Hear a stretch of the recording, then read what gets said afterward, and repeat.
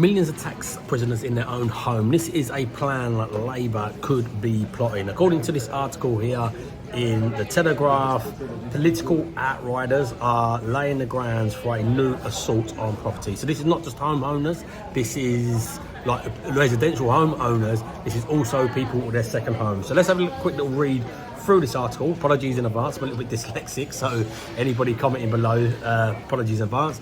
Let's have a read through this and see what this entails and what Labour are trying to potentially push forward. I'd love to hear your views on Labour below. Initially, my thoughts was Labour and the Conservatives manifestos was very similar, but are Labour now plotting these little stealth things in now they're in power? And this is what they're saying. So the article says, this is the point of maximum danger for anybody who owns a property in Britain. The Labour government is desperate for cash and will never be in a powerful position as today. Rachel Reeves is expected, this is a new chancellor, expected to raise inheritance tax, capital gains tax, but she is being urged by a bevy of influential voices to go even further and impose Britain's first annual wealth tax on unsuspected homeowners. This would be a calamity and most explosive assault on private property since the 1940s and must be opposed by all right-thinking people. So the guy writing this article is not agreeing with this. So basically what they want to do is tax you on the value of your home each year as a homeowner. And as far as I'm understanding, this is going to roll across to potential landlords that own properties. I'm going to try and skirt through some of this, but inheritance tax as well just baffles me. Inheritance tax obviously is a tax on you passing down belongings that you have paid tax to buy. So it's absolutely bonkers of a tax in my opinion, but hey ho, I don't write the rules. There has long been an influential body of opinion across the political spectrum that maintain that residential property isn't taxed enough. So obviously this is a big fear for a lot of property owners with Labour getting into power. Such people now believe that this is the moment, they're once in a 50-year opportunity to revolutionise Britain. So Labour, because they've got overwhelming landslide, means they can make stronger decisions than they would have done with a split jury or a split decision and stuff like that. So they are desperate to whack rentiers, I think it says, I'm not sure, to hammer unearned wealth and landlordism, to penalise unfair windfalls from rising house prices and wipe out second homeowners, all in the aid of renters and working people who apparently are defined as never aspiring to own anything. So basically, I thought the government would have been learning by now. There's a massive problem in the renting market, and a large problem is lots of landlords are exiting. If more and more landlords get wind of stuff like this, there's going to be more landlords exiting and less coming into the market, especially in the areas what's going to be affected by these new policies, which is the south of London. So let's try and skim through some of this. So what they want to do is, when they say penalise like windfalls, I mean lots of people have gained massive wealth through asset prices like shooting up massively. So people that bought in the 80s, 90s and early 2000s have lots of millionaires, or on paper millionaires, asset millionaires, are through property, and a lot of those are not through property investment. They're from just buying properties in places like the south of London, and it's just riding up massively. This is where the dangers are for it. Let's go into this in a minute, but the policy could take the form of a revaluation of council tax banding and clobber millions of people in the south and London and areas of more affluent sort of areas. So replacement of council tax and stamp duty by a gradual annual levy on the value of the home, forcing many to pay 10,000, 20,000, even more. And the mansion tax is being mentioned on homes deemed expensive, and garden tax on land values. So really coming after homeowners. But obviously this is not just attacking wealthy people. This is attacking everybody across the board. But what you got to imagine is, as well, as I said, many of people might have bought their property in 1980s in London. Their house is worth 1.5 million. They bought it for 20 grand. and they're going to fall into this bracket. They're going to be pensioners and really find it difficult. So let's try and skim through this. Don't need to read the whole thing. The total value of the UK's homes is 8.7 trillion, and as if by magic, confiscating, that's a strong word, just 1% of this wealth annually could exactly eliminate Britain's budget deficit, expected at 87 billion for this year. The coincidence is freakish. Pulls out in the airport. So yeah, let's get back to that. So the Tories turning on the spending tap just before they went out of power, and since Labour have awarded scandalously high pay rises to public sector cronies. Their cronies are saying. 1 minute, let's pause because announcement in the background airport. Central government spending surged 5% between April and July, and obviously they've got to try to make this up somewhere. So borrowing is higher than ever forecast, even though England had stronger growth than other European countries.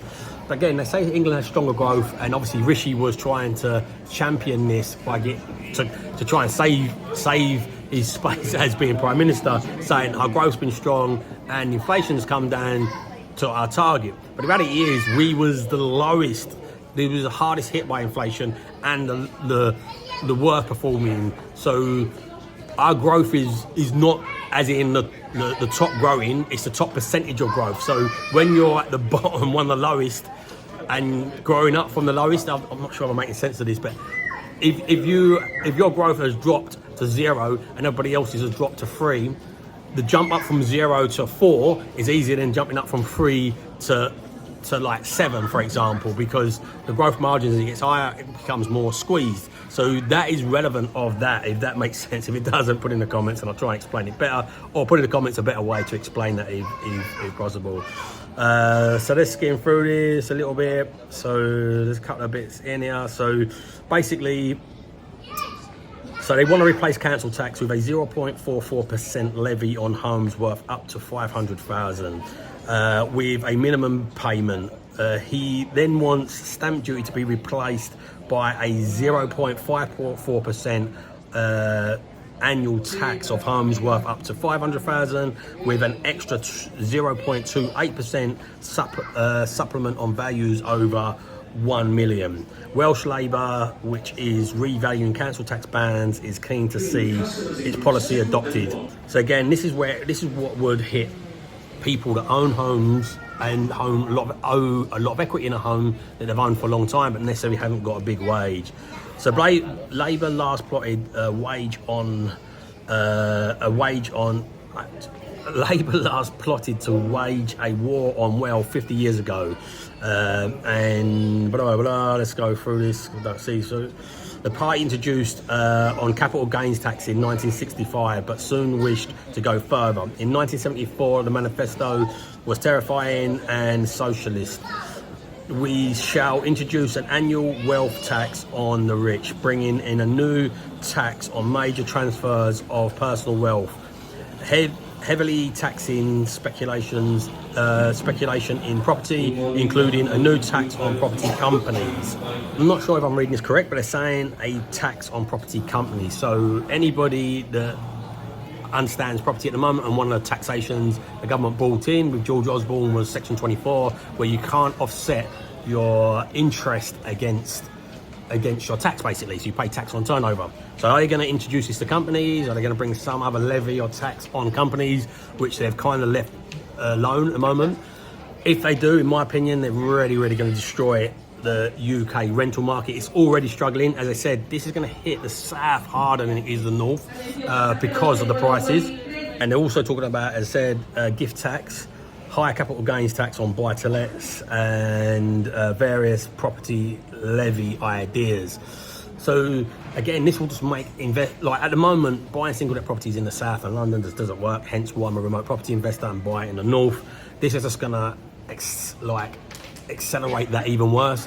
And the reality is, it's gonna make it even harder for people to buy homes, because rent prices are going up faster than I've seen since I've been investing in 2009, and it's because of supply and demand. And a big reason behind that supply and demand is a lot of old school landlords that are exiting the market.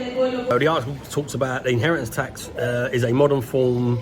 It was just 7.5% when it was introduced in 1894. It had been hiked to 40% in the 1930s, 65% after the war, and then 75% in 1949. And again, like, it's just it is an unlawful tax, in my opinion. And what they're trying to do is tax you on tax money. They're not trying to, they're already doing it, but it's just disgusting in my opinion.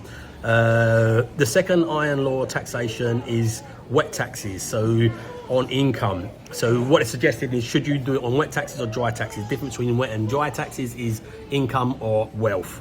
So they're suggesting that you should do it on income, because this is more relevant to what people can afford, because some people, as I said, are asset rich but cash poor. It goes on to say as well, like in America, property taxes led to social segmentation. Those on low incomes can't afford to live in rich areas, even if they have paid off their mortgage. So again, even if you've got a home you own, if you're retired, you might not be able to afford to live there anymore if your pension doesn't cover that.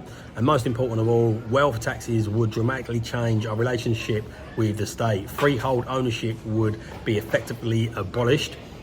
We would all become leaseholders, paying a fee for the privilege to stay in our homes, with the state the ultimate landlord. So an Englishman or Englishman or woman's home would no longer be their castle, and basically, yeah, you just become freeholders, leaseholders, not freeholders, because theoretically you'll be leasing your land from the government. So I'd love to hear your thoughts on this in the comments. I think it's terrible. I think they need to align their spending. There's talk about raising, they've raised like public sector rents. They just waste money unneedlessly in so many different places. I think if the government run more like a business instead of wasting money, they would sort out their problems instead of just trying to keep on taxing. I think that's all they're going to do is attract more wealthy people to abolish the UK and less people to invest in property in the UK, which won't help renters out, because in the areas, unless the price is massively correct, which I can't imagine the government's going to allow that to happen, because it'll leave people with massive debts.